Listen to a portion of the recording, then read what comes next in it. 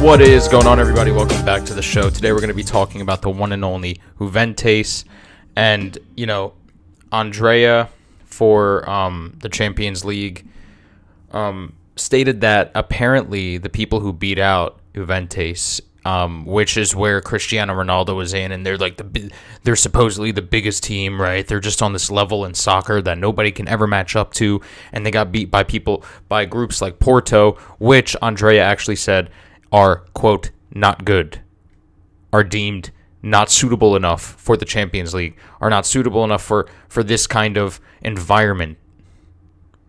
Yet they beat Juventes. Apparently this is the team that everybody loves. This is a team that looks like the poster magazine type kind of team. Honestly, it's just poetic justice at this point. It's just something that you can't even write in movies. It's the classic tortoise and the hare. It's the classic underdog story. It's everything anybody's ever wanted to see.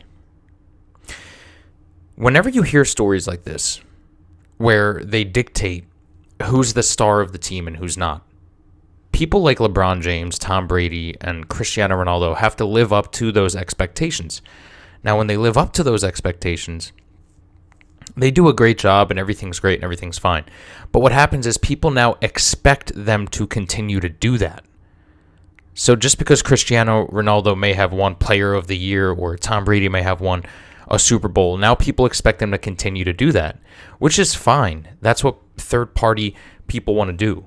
But when you're the chairman of an entire European league, you don't pick favorites. You don't say, for some reason that team just doesn't look good to me. I don't think they're going to do that good. Because now what you're doing is you're setting an expectation for the entire audience. You're making the entire audience's decision for them.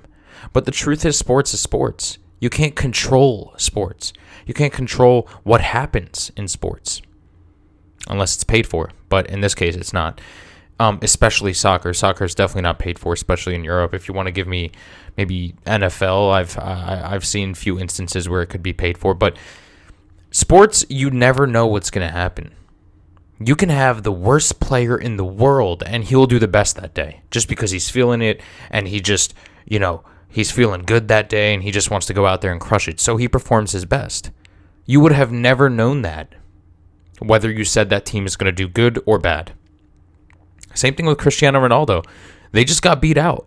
They just got beat. They're not even in the league anymore. But they're the best, right? Because people can have off days. That's why you don't make your decision for them. That's why you don't say, oh, you know what, Cristiano Ronaldo and his team and Juventes are the best team in the world. They deserve everything. You could say that if you're an average Cristiano Ronaldo fan, but you don't say that when there's so much weight on your shoulders. It's kind of like a big F you to Andrea from all those teams, especially Porto. I really, really love what happened because it's just poetic justice. I'm not a Cristiano Ronaldo hater by any means. I'm not a guy who hates. I love sports, by the way. Sports are, like a third of my life. I'm not a hater of any major influential people in sports, like a LeBron hater or Tom Brady. No, I think they're all great. But I do think that when we hold them to standards where if you're even just competing against them, you're deemed lower than them.